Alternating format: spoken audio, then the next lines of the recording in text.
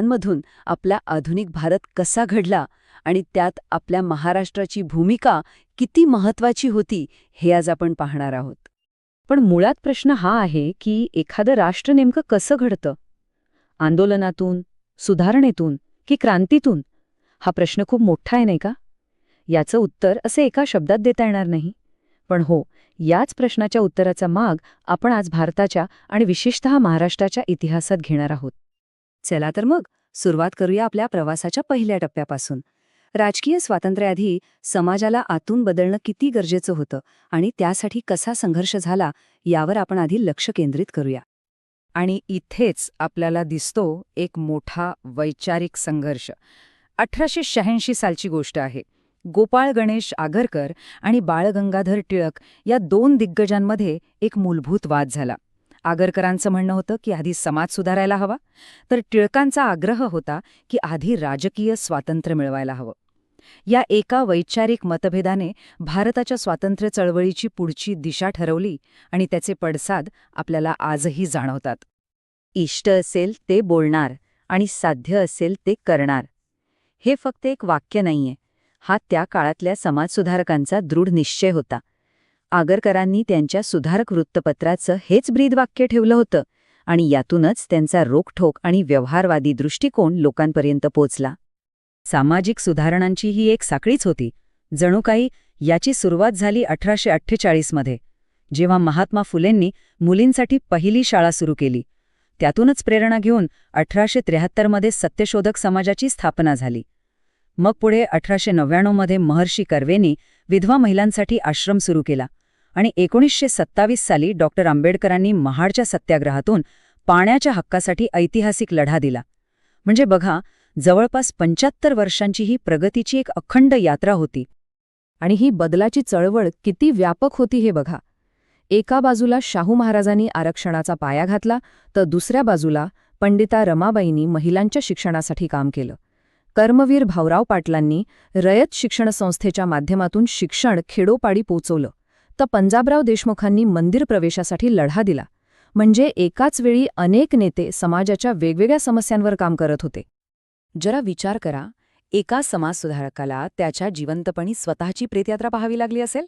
हो, हे खरंय. गोपाळ गणेश आगरकरांच्या बाबतीत हे घडलं होतं. त्यांचे विचार त्या काळाचे इतके पुढे होते की समाजातील सनातनी लोकांनी त्यांचा इतका टोकाचा विरोध केला की त्यांची प्रतिकात्मक प्रेतयात्रा पाडली. काय जबरदस्त विरोध सहन केला असेल त्यांनी. तर समाजाच्या आत सुरू असलेला हा लढा आपण पाहिला.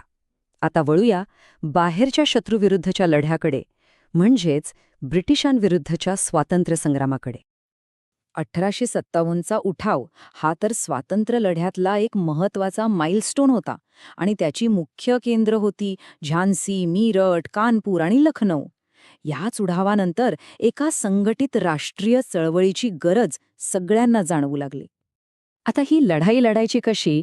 त्यासाठी एक जबरदस्त 4 कलमी रणनीती होती, जिला चतुसूत्री असं म्हणतात. या 4 गोष्टी होत्या: स्वराज म्हणजे स्वतःचं राज्य, स्वदेशी म्हणजे आपल्या देशातल्या वस्तू वापरणं, बहिष्कार म्हणजे परदेशी मालावर बहिष्कार टाकणं, आणि राष्ट्रीय शिक्षण. हे जणू स्वातंत्र्य मिळवण्यासाठीचे 4 मजबूत स्तंभ होते. आणि ही जी चतुरसूत्री होती ना, तिला अधिकृत स्वरूप मिळालं 1906च्या कलकत्ता अधिवेशनात. दादाभाई नौरोजींच्या अध्यक्षतेखाली भारतीय राष्ट्रीय काँग्रेसने याला स्वातंत्र्य चळवळीचा अधिकृत कार्यक्रम म्हणून स्वीकारलं. ह्या चळवळीला लोकांचा पाठिंबा किती होता हे या एका आकड्यावरून लक्षात येईल. असहकार चळवळीसाठी टिळक स्वराज्य फंडामध्ये त्या काळात तब्बल 1 कोटी रुपये जमा झाले होते. विचार करा, त्या काळात 1 कोटी रुपये म्हणजे आजच्या कितीतरी कोटींच्या घरातली रक्कम होती. यावरूनच लोकांचा पाठिंबा किती प्रचंड होता हे दिसतं. ब्रिटिश सरकार टिळकांना किती घाबरत असेल याचा अंदाज या एका गोष्टीवरून येतो. सर व्हॅलेंटाईन चिरोल नावाच्या एका ब्रिटिश लेखकाने टिळकांना भारतीय असंतोषाचे जनक म्हणजेच फादर ऑफ इंडियन अनरेस्ट असं म्हटलं होतं. खरं तर ही टीका होती, पण हे विशेषण त्यांच्या प्रभावाचीच एक मोठी पोचपावती होती. तर स्वातंत्र्य मिळालं, पण आता पुढे काय? आता गरज होती एका नवीन राष्ट्राची पायाभरणी करण्याची. आणि इथे येतात नव्या भारताचे शिल्पकार. याचं एक उत्तम उदाहरण म्हणजे कित्येक वर्षांपूर्वी शिवाजी महाराजांनी स्थापन केलेलं अष्टप्रधान मंडळ. पेशवा म्हणजे पंतप्रधान, अमात्य म्हणजे अर्थमंत्री, सुमंत म्हणजे परराष्ट्रमंत्री. हे सगळं किती आधुनिक होतं. त्यांनी एक अशी प्रशासकीय व्यवस्था निर्माण केली जिचा प्रभाव आजही आपल्या शासन व्यवस्थेत दिसतो. किती दूरदृष्टी होती. महात्मा गांधीजींच्या आंदोलनाचा मार्ग कसा हळूहळू विकसित होत गेला हे पाहणं खूप इंटरेस्टिंग आहे. सुरुवात झाली 1917 मध्ये चंपारण सत्याग्रहापासून. मग आला खेडा सत्याग्रह आणि त्यानंतर देशव्यापी असहकार चळवळ. आणि शेवटी 1930ची दांडी यात्रा, ज्याने तर अख्ख्या ब्रिटिश साम्राज्याला आव्हान दिलं. प्रत्येक आंदोलन हे आधीच्या अनुभवावर आधारित आणि अधिक प्रभावी होतं. आत्तापर्यंत आपण भारतभरचा प्रवास केला. आता आपण आपला फोकस सांडूया महाराष्ट्रावर. या सगळ्या घडामोडींमधून आपला आधुनिक महाराष्ट्र कसा जन्माला आला ते पाहूया. हे बघा, इतिहासाच्या पुस्तकात आपल्याला अशी अनेक विखुरलेली तथ्य दिसतात. पण जेव्हा आपण ही सगळी तथ्य, ह्या सगळ्या घटना एकत्र जोडतो ना, तेव्हाच एका राज्याची आणि एका राष्ट्राची पूर्ण कहाणी आपल्या डोळ्यासमोर उभी राहते. प्रत्येक लहान मोठी घटना या मोठ्या चित्राचा एक महत्त्वाचा भाग आहे. महाराष्ट्र राज्याच्या निर्मितीचे हे काही महत्त्वाचे टप्पे आहेत. 1946 मध्ये संयुक्त महाराष्ट्रासाठी एकीकरण परिषदेची स्थापना झाली. त्यानंतर अनेक संघर्ष आणि बलिदानातून 1 मे 1960 रोजी महाराष्ट्र राज्याची अधिकृत निर्मिती झाली. आणि पुढे 1972 मध्ये 10+2+3 ही शिक्षण पद्धती स्वीकारून राज्याने आधुनिकीकरणाच्या दिशेने एक मोठं पाऊल टाकलं. आणि ह्या नव्या स्वप्नातल्या महाराष्ट्राचे पहिले मुख्यमंत्री होण्याचा मान मिळाला यशवंतराव चव्हाणांना. त्यांनी महाराष्ट्राला एक मजबूत पाया दिला आणि पुढे जाऊन देशाचे संरक्षण मंत्री म्हणूनही अत्यंत महत्त्वाची भूमिका बजावली.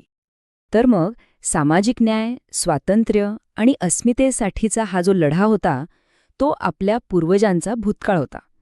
आता प्रश्न हा आहे की हाच इतिहास, हाच वारसा आपला भविष्यकाळ कसा घडवणार आहे, याचा विचार नक्की करायला हवा.